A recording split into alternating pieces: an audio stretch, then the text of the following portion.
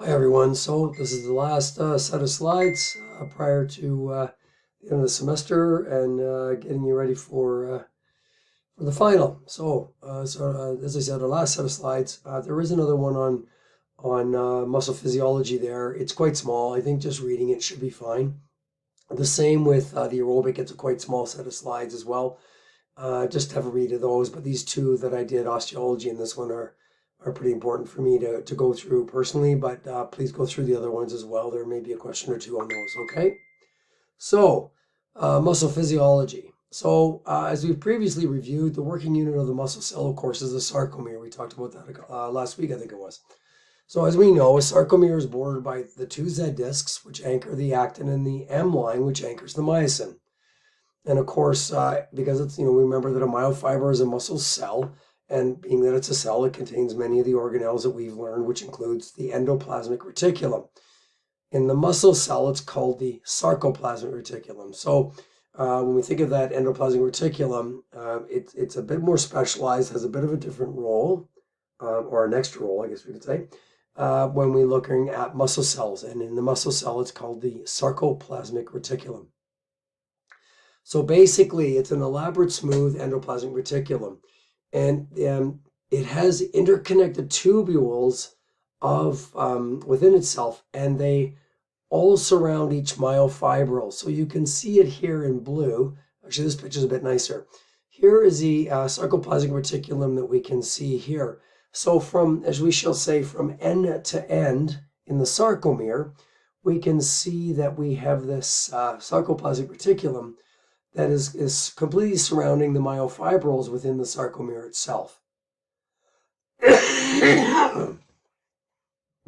Most of the tubules run longitudinally along the myofibril, and they communicate at the H zone. So we can see here that we have sarcoplasmic reticulum here, and one here at either end of the sarcomere, and then they have these pathways or these tubules. They all interconnect together at the H band or the center of the sarcomere. So one sarcoplasmic reticulum here, one here, meeting together throughout.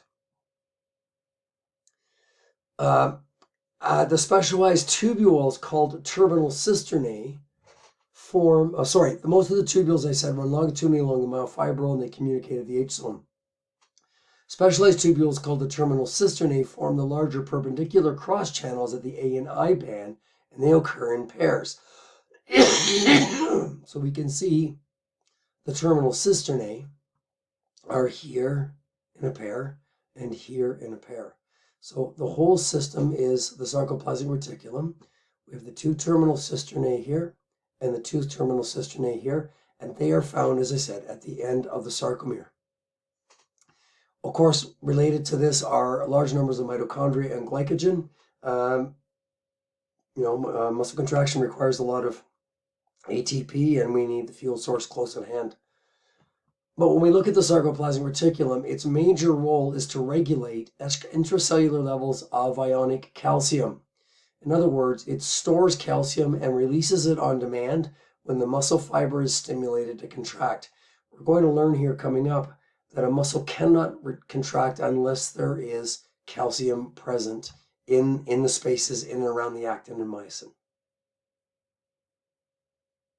I like this picture. It worked quite well with setting it all up. Now we have to remember those T tubules I talked about earlier. So remember that the sarcolemma protrudes deep into the cell interior. Remember, the sarcolemma is the membrane.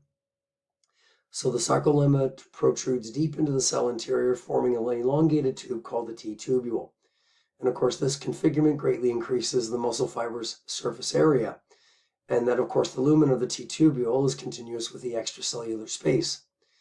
Now, the T tubule runs between the paired terminal cisternae, remembering that, we have sarcomere lined up Z disc to Z disc to Z disc along the entire muscle itself. So we're saying that, again, when we look at this picture, the sarcoplasmic reticulum runs from end to end in the sarcomere. Well, we've got another sarcomere here, and of course the sarcoplasmic reticulum is going to run across that sarcomere and on and on and on. So we're saying that the T tubule, here we can see, runs between the terminal cisternae of each sarcomere. So we can see it running here. So here is our sarcoplasmic reticulum here. And then we have one that would be running up here, but we don't see that cell in this, or the sarcomere at this end, but we do have the T tubule running down the middle. So we say each tubule runs between the paired terminal cisternae, forming triads. A triad is the grouping of three membranous structures: terminal cisternae, T tubule, and terminal cisternae. So the triad here is this T terminal cisternae, this T tubule, and this terminal cisternae here for this next sarcomere. Altogether, this forms the triad. They also pass from one myofibril to the next, and the T tubules also encircle each sarcomere. So again, in the diagram, it looks like it just goes here. It actually goes all the way around each sarcomere, all the way around each, and you can kind of see it here. So we've got it's quite interconnected with the entire setup of the sarcomere. Of course, because the T tubules are the continuation of the sarcolemma, they conduct impulses to the deepest regions of the muscle cell and to every sarcomere. So they have the ability to take the action potential that is traveling across the sarcolemma, which we talked about last week. That action potential will travel down the T tubule and run all the way through here. The impulse, of course, signals the release of calcium from the adjacent terminal cisternae. So as I just said, we need the presence of calcium in order for the actin and myosin to interact to have contraction. So the action potential traveling down the T tubule will stimulate the terminal cisternae on either side to simply release calcium via this entire network, thus bathing all the actin and myosin in calcium, and we get the interaction between the two myofibrils, which results in contraction. Okay, so we talked about the T tubules, we talked about the impulse traveling down the T tubules and releasing calcium from the sarcoplasmic reticulum. So you can see it here quite nicely in this diagram. We can see the triad here. So the terminal cisternae on this side, the terminal cisternae on this side, and the T tubule here. You can see how the T tubule actually, you can see it kind of coming out of the sarcolemma here, and the path of the action potential is traveling here. Of course, the action potential is what is the action that's going to cause the sarcoplasmic reticulum to release calcium, which you can see here, which is going to result in contraction. So in the relaxed state, we know that the ends of the actin filaments derived from two successive Z discs barely begin to overlap each other. So, we can see here that we're in. Here's the relaxed state. We can see here that they're quite a ways apart. So we can say again, the ends of the actin filaments from two successive Z discs barely begin to overlap each other, right? So sort of here's our Z disc, here's our A band, I band. So here to here, they're just barely overlapping. In the contracted, and of course we know the actin filaments do lie beside the myosin, as we know from the configuration last week. In the contracted state, actins have been pulled inward amongst the myosin.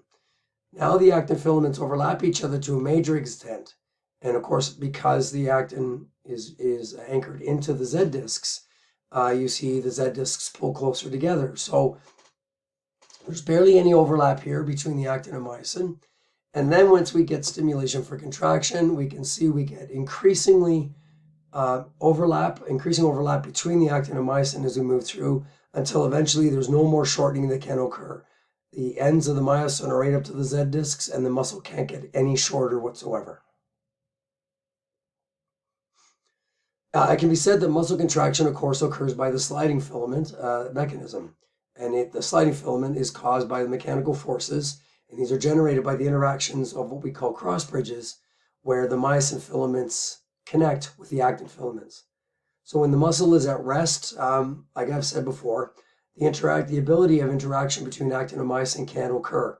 So at rest, actin and myosin can't connect and form a cross bridge, so we say that they're inhibited.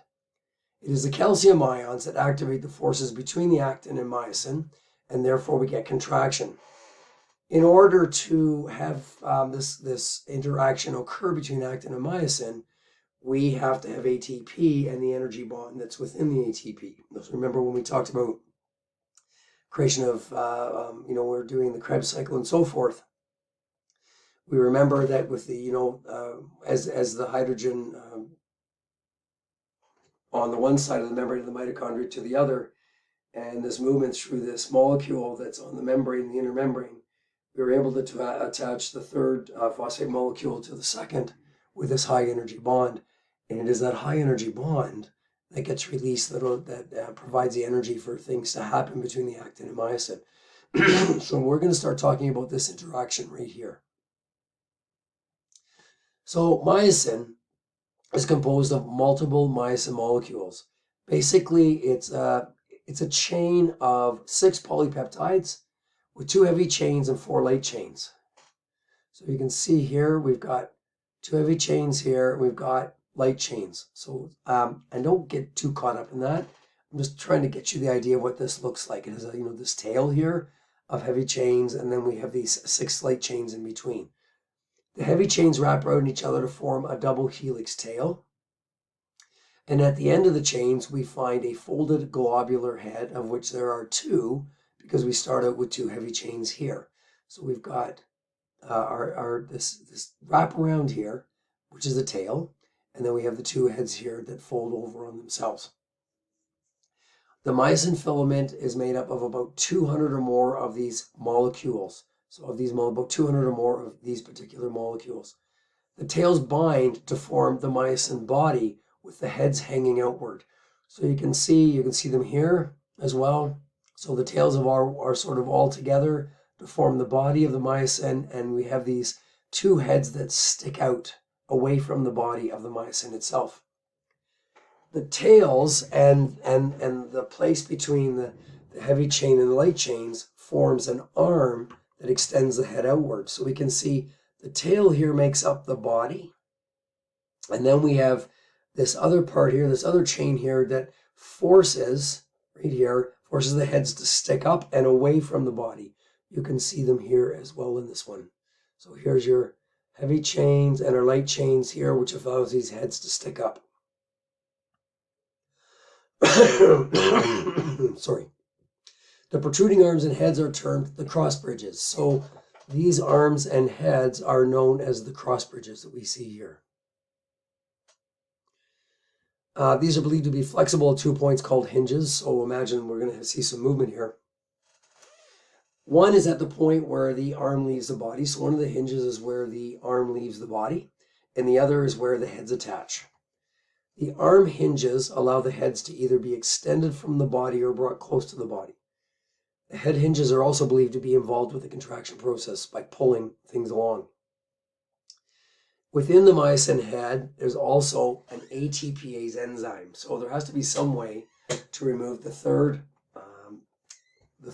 phosphate molecule from the second in the ATP molecule to release that high energy bond. And it is the head of the myosin that contains the enzyme that will do that. And when we talk about extending the head or bringing it close to the body, of course, we want to extend the head when we have contraction, and when there's no interaction between the actin and myosin, the heads are somewhat pulled down to stay out of the way. Okay, actin. I'm sorry, just give me a second here. Sorry, I'm going to start here and go backwards. I don't know why I made a mistake there in uploading it. I apologize. So we're going to go from here in myosin A, okay? Here myosin A. I'm going to drop all the way down to actin filament B. So I'll give you a moment to find that.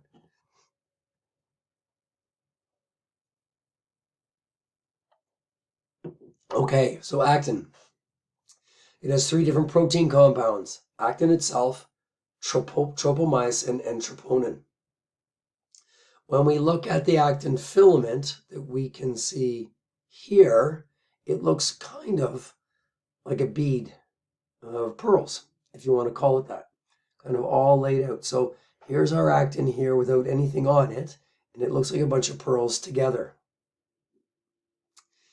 On each strand, these 2 strands are wound in a double helix. So the backbone of actin is a double-stranded F-actin molecule, and these 2 strands are wound in a double helix, the same as the myosin. On each strand of the F-actin molecule, we find polymerized G-actin molecules. So we can see here, here's our double helix F-actin, like so. And then we can see the G's on top that we can see here, okay? So here's our double helix F-actin, blue and green. And they act as sort of a place for the G-actin to glue onto or to bind to. We can see it here as well. Here's the F-actin here in gray, and the G-actin are these little balls that we can see right here.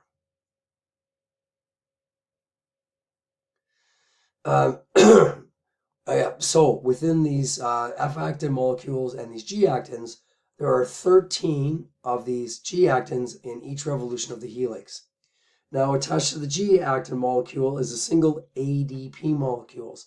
And it is this ADP molecule where the myosin cross bridges interacted to cause contraction. So we can see here in this diagram, this is where we would find ADP sitting in these areas right here. And it is the ADP areas here that would attach to the myosin when we get the cross bridges. The bases, of course, as we know, the bases of the actin filaments are securely attached into the Z discs.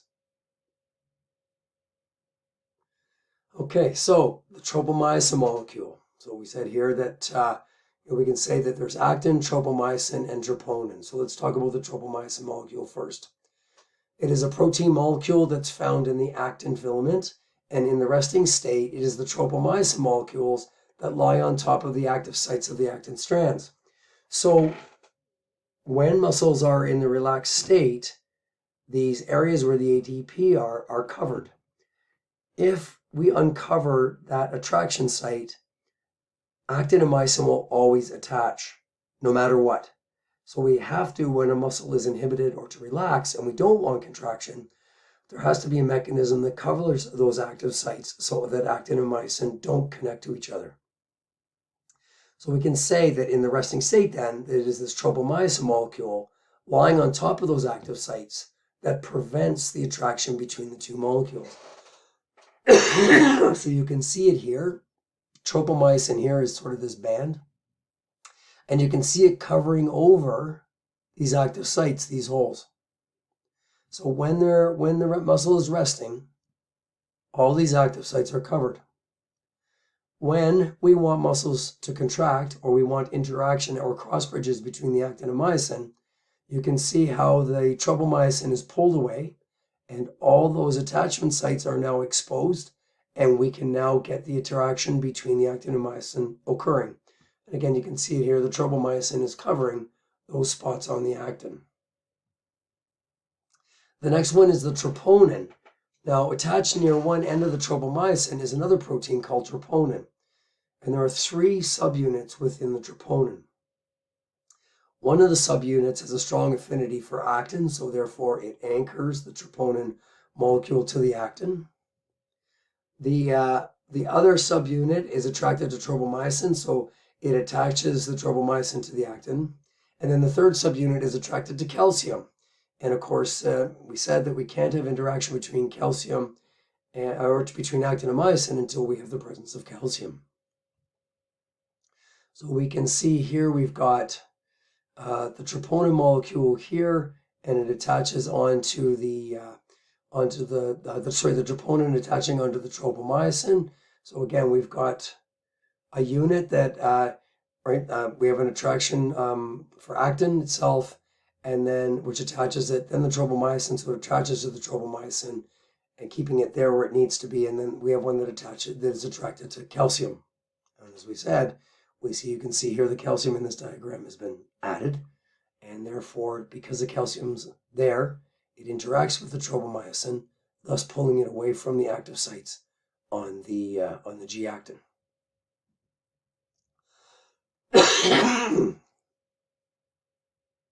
So, a pure actin filament without the presence of the troponin-tropomyosin complex will bind instantly and strongly with the heads of the myosin molecules in the presence of magnesium and ATP.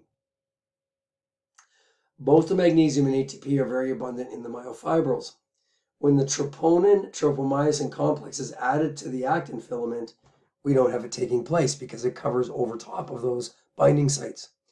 Before contraction can take place, the inhibitory effect of the troponin-tropomyosin complex has to itself be inhibited. So it has to be moved away from those active sites and if they remain covered over, we'll have no interaction between actin and myosin. When calcium combines with one of the troponin subunits, of course the one that's attracted to calcium, it then undergoes a conformational change, which then tugs on the tropomyosin molecule and moves it deeper into the groove of the actin strand. In doing so, it exposes the site where actin and myosin are attracted and attach and create cross bridges. So as soon as the active filament becomes activated by the calcium ions, the heads of the myosin cross bridges become immediately attached to the active sites on the actin, and we get the myosin walking along the actin at those attachment sites, which results in contraction. Therefore, there will be no interaction between actin and myosin if there is no calcium present in the environment around the actin and myosin. And where did the calcium come from?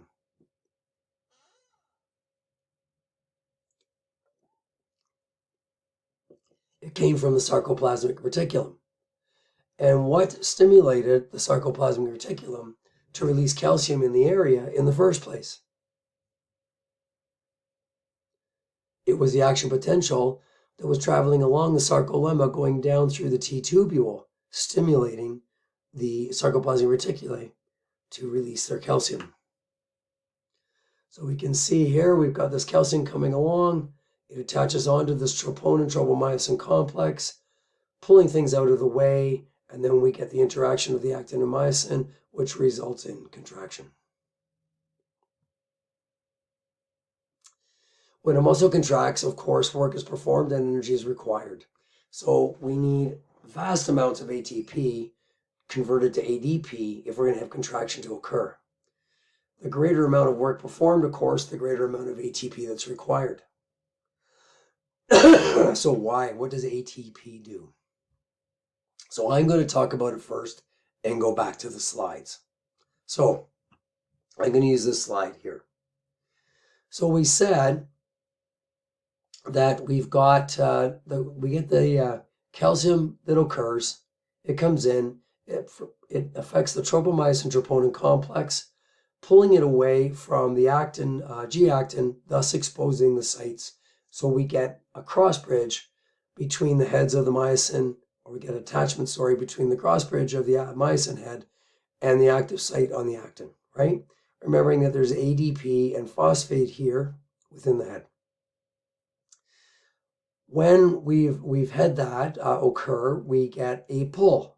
So what happens was, I guess maybe we'll start here at the beginning. So the heads have attached. Now we need to have energy in order for the head to pull.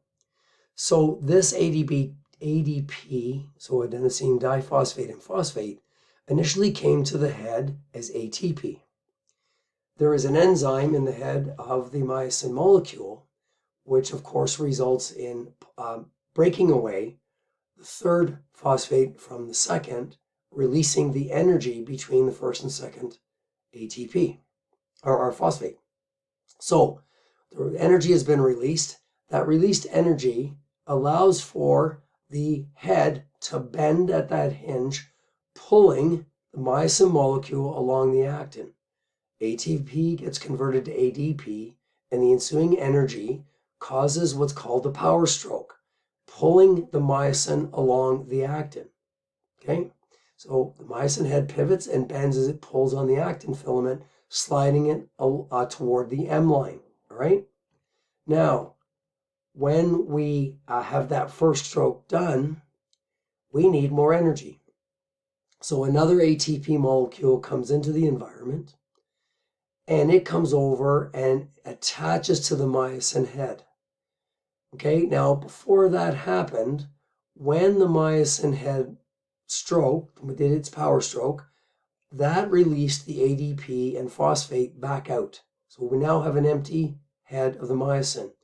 A new ATP molecule comes along and attaches onto the head of the myosin. And of course, the enzyme in the myosin head again cleaves the third phosphate from the second phosphate. And the head attaches to a new spot ahead on the ATP. We get the power stroke, which releases ADP and phosphate. Then a new molecule of ATP comes in, and it attaches to the head, is cleaved, fine energy, attaches to a new spot, and strokes, and again, the ADP, PI leave, and new actin comes in, and so forth. That's basically what happens between the two of them. So, when a muscle contracts, work is performed, the energy is required, as we said, and we require ATP. So, before contraction begins, the heads of the cross bridges have to combine with ATP. And the ATPase enzyme of the head immediately cleaves ATP to ADP. The position of the head is now extended perpendicularly toward the actin filament, but is yet to attach. Okay, so it's out there, but it's got some energy stored in it now, and it's ready to attach. The troponin tropomyosin complex combines with calcium ions, which allows the active sites to become exposed. The myosin heads then bond with the active sites on the actin. The bond between the head of the myosin and the active site of the actin causes a change in the head to tilt towards the arm of the cross bridge, which results in what we call the power stroke. The energy that activates the power stroke is the energy that was stored in the head when we cleaved the ATP and made it ADP and P. So we're saying that the energy that activates a power stroke is the energy already stored like a cogged spring when the ATP on the head was cleaved earlier. So we can see it's occurring here because we first broke down an ATP. There's energy stored in the head and it caused the power stroke. Once the head of the cross bridge is tilted, it allows the release of the ADP and the phosphate that were previously attached to the head. So off they go. Once the ADP and the phosphate leave, immediately a new ATP molecule binds with the head. And of course, this causes the release of the head. At the time of the release of the head, a new molecule, that new molecule of ATP is again cleaved, which puts more energy into the head, and it attaches to the next actin molecule surface ahead, and we get attachment and we get power stroke again. So basically what happens is ATP comes into the head, we cleave it off, we have stored energy in the head, it attaches to the actin, we get the power stroke. And then that releases the ADP and P. Then a new ATP comes in, knocking the head of the myosin off. It gets cleaved, the head stores energy, it attaches to a new site, a one step forward on the myosin, the head cocks, it releases the ADP and P, a new actin comes in, a new ATP comes in, it gets cleaved into ADP and P, the head has been broken off, it again stores that energy released, attaches at another new point on the actin, and power strokes, kicking off the ADP and P, a new ATP comes in and breaks the head off. Again, the enzyme breaks the ATP into ADP and P, stores the energy, attaches on another new site, cocks releasing ADP and P, and a new actin comes in, and on and on and on, and we get the full contraction. So that, folks, is what's happening every single time you have a muscular contraction. You can see it here if you just follow here. Actins come in, we have ADP and P. It cocks, which releases the ADP and P. And then the ATP comes in, knocking it off. It gets cleaved into ADP and P again, which we can see here. The myosin attaches then on a new site on the ATP, cocks, kicking off the ADP and P, and it all starts over again. That right there in that cycle is exactly what happens during contraction. So, we talked about this action potential that goes across the sarcolemma and goes down the T-tubule. Well, we have a membrane potential, resting membrane potential that occurs before the action potential. So we have a small buildup of negative ions in the cytosol along the inside of the membrane, and an equal buildup of positive ions in the extracellular fluid, and there's a percent difference between the two of them. In other words, it's more negative on the inside of the cell and slightly more positive on the outside of the cell. This represents what's called a polarized membrane. So this is the resting membrane. Now, because we have a charge on one side and a different charge on the other side, we have what's called potential energy. And we can measure that, and it's measured in millivolts. The greater the difference in charge, the greater the membrane potential. And we have to have this in order to create the charge that results in contraction. It's very much like the battery in your car that has stored energy in it. And we have to have that difference of charge, or you're not getting a charge in your battery. Another requirement to ensure that this cytosol and extracellular relationship exists between the two, of course, are ion channels that allow specific ions to move across the plasma membrane. Remembering we have some that are pumping in, pumping out, because we have to maintain this difference between the two sides. So we can see here we've got lots of potassium here in K's, a little bit of sodium. We've got potassium here as well, but we've got tons of sodium, right? So we can say that it is a little more positive on this side of the cell as compared to this side of the cell. And you can see here we've got a pumping integral protein that's pushing things and making sure that we have this difference on either side. The initiation of contraction begins with action potentials in the muscle fibers. And what happens is we get these electrical currents because what happens, the action potential flips the charge. So what was more negative on the inside and more positive on the outside now flips to more negative on the outside and more positive on the inside. So when it was negative on the inside and positive on the outside, the membrane was said to be polarized. The action potential flips the charge, therefore the membrane is depolarized. So these elicit electrical currents that are a result of the depolarization. In other words, we have an exchange of ions between the sarcolemma that changes the inner and outer charges. And of course, as we know, it spreads to the interior of the fiber by the T tubules, where they then cause the release of calcium from the sarcoplasmic reticulum. Of course, as we know, it is the calcium ions that initiate the chemical events of the contractile process. This overall process is called the excitation-contraction coupling. So it requires that energy of that flip of the charge and the energy created to cause a change at the sarcoplasmic reticulum to release the calcium, which causes the change between the actin-myosin, and then they connect. So we can see on this next slide here, we can see that here it represents the nervous system, which we'll be talking about in semester 3. And this is a motor neuron, and at its end, it has a relationship with a muscle cell. It releases chemicals across the space, which stimulates change in the sarcolemma of the muscle cell. In other words, it causes this flip to occur. So we can see here that the chemicals have left the neuron, crossing over to the muscle cell, and we can see these integral proteins are making a change here. We can see sodium heading in and potassium heading out, which results in a normal resting membrane potential of more positive outside, more negative inside, to a depolarized membrane with more positive on the inside and more negative on the outside. Okay? And then once that travels down or along the sarcolemma, wherever it comes to a T tubule, that action potential, of course, will travel down the T tubule at the triad. Remember, the T tubule lies between two terminal cisternae of the sarcoplasmic reticulum to each sarcolemma, which we can see, or sarcomere, which we can see underneath. So again, the action potential comes across, travels down, stimulates the sarcoplasmic reticulum to release the calcium, which of course then has everything interact between the actin and myosin. In other words, increase in calcium equals contraction. Decrease in calcium stops contraction. When we have a relaxed muscle, the calcium in the sarcoplasm is low, so there's very little calcium around the actin and myosin, with a huge amount of calcium in the sarcoplasmic reticulum.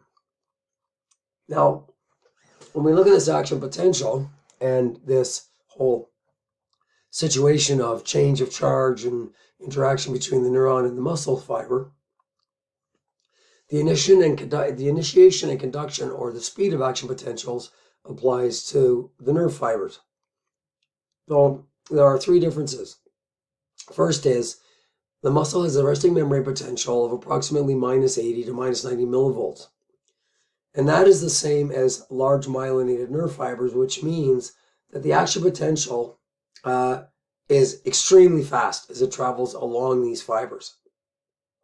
So just understand that it is the resting membrane potential amount, minus 80 to minus 90, that results in then that when it flips to being depolarized, that action potential moves unbelievably quickly along the sarcolemma. Secondly is the duration of the action potential. And it is 1 to 5 milliseconds in skeletal muscle. Remembering that, when we did the cardiac, there was a bit of a plateau. It hung on for a bit. So, but in skeletal muscle, it's 1 to 5 milliseconds. And that's actually 5 times longer than the duration in myelinated fibers of nerves. So it's elongated to some degree, but it's very, it doesn't last long. And of course, this velocity of conduction, therefore, because of these, is basically 3 to 5 meters per second.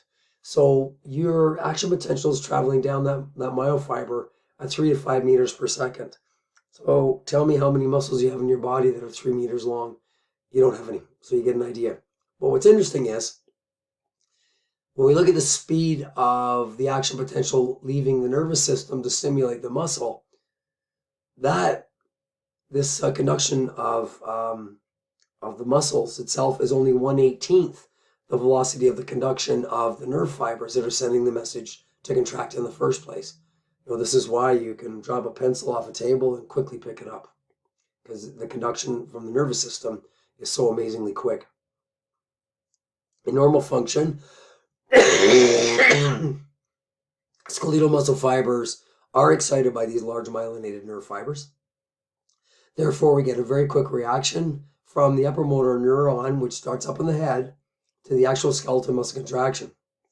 And they are attached at what is known as the neuromuscular junction. So we can see here, we have the end of the neuron here, and then the cell membrane, or the myofiber membrane itself. This represents the neuromuscular junction. We can see it here as well, and you can see how there's a relationship here. We can see our T-tubules here, and so on and so forth. So when we have this interaction, as I said, between the end of the motor neuron and the sarcolemma, specialized sarcolemma of the myofiber, then we start this whole change and this flip of charge.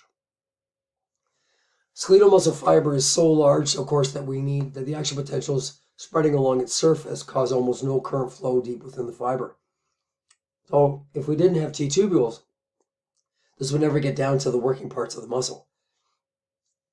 If we want contraction to occur, that action potential has to penetrate all the way down to those myofibrils. And what happens is, as we've talked about a number of times, it's the transmission of the action potential through these transverse tubules that result in contraction. So the action potential, again, travels all along the sarcolemma, but it also travels along the transverse tubules themselves as they pass by the terminal cisternae of the deep parts of the muscle. So we can say that the T-tubule action potentials are what cause the sarcoplasmic reticulum to release calcium in the immediate vicinity of the myofibrils. And as we know, we need calcium in order to get contraction. So we can see here's the sarcolemma. The charge is coming down the T-tubule, and things start occurring. There's some interaction, some ability for the T-tubule to speak with the membrane of the sarcoplasmic reticulum, and this stimulates this to release the calcium. So we can see the action potential is propagated down the sarcolemma and down the T-tubule, and then we get this interaction occurring and calcium is released, and of course, as we know, we get everything we just talked about happening. So we know that there are large numbers of calcium in very high concentration within the terminal cisternae of the sarcoplasmic reticulum. Remember the triad, T-tubule, or the terminal cisternae on either side. The terminal cisterns are mechanically linked by two groups of integral proteins. There is the voltage-gated calcium channels and then calcium release channels.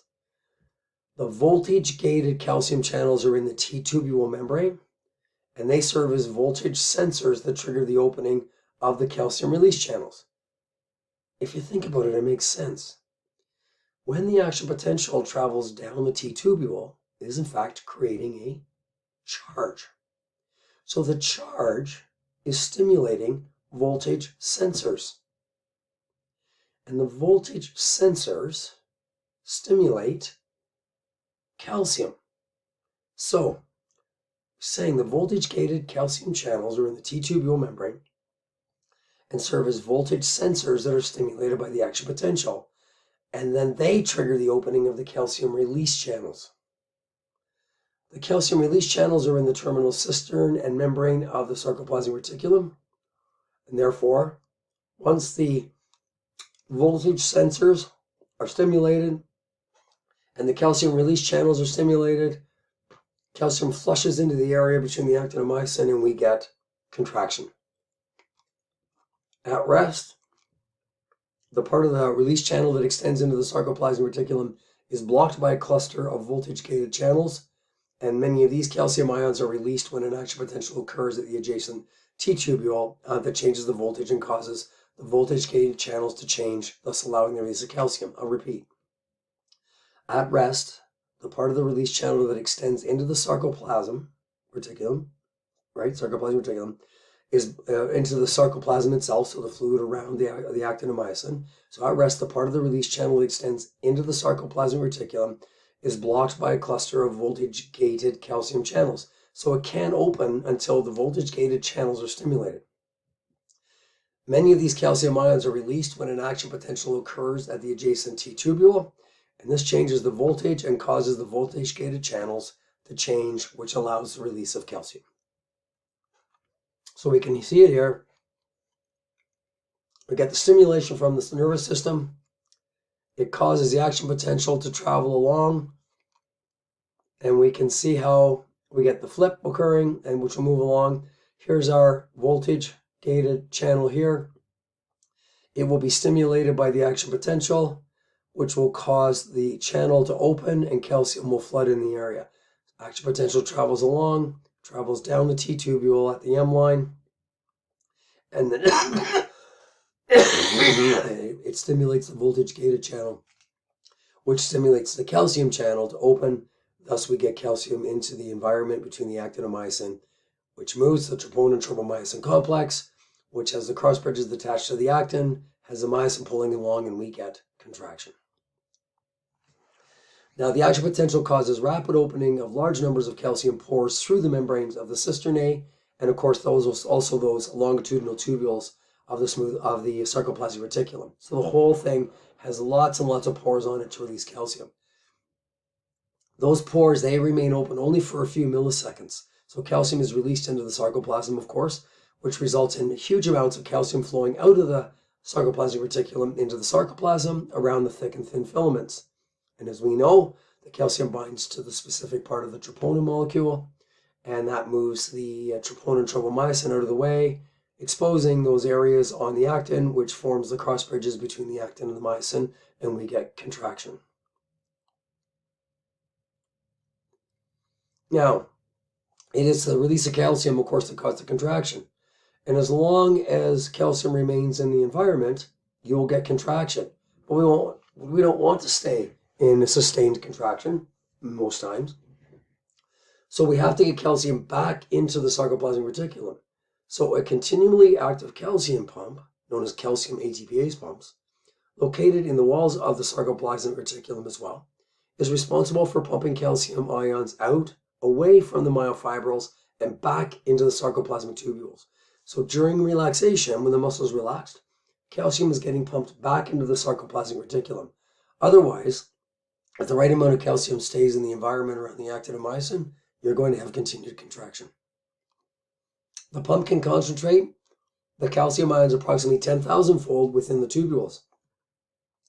Now, along with these pumps, you also have a protein called calsequestrin, and this causes a massive transfer of calcium ions into the sarcoplasmic reticulum as well, which results in the total depletion of calcium ions in the fluid of the myofibrils.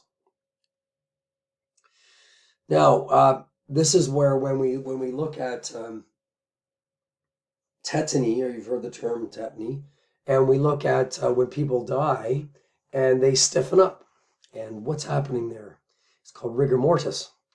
Well, what's happening is because the person is dead, calcium does get released into around the muscles, but because the person's dead, there's no pumping of the calcium back into the sarcoplasmic reticulum.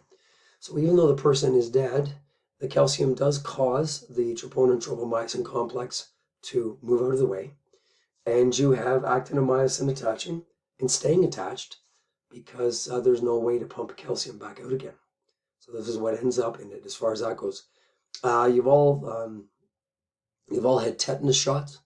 So there's a particular bacteria that can cause this to occur as well, and you end up in a spasmodic muscle contraction that you can't release, usually in masseter, and it comes from a particular bacteria in pigs, or used to.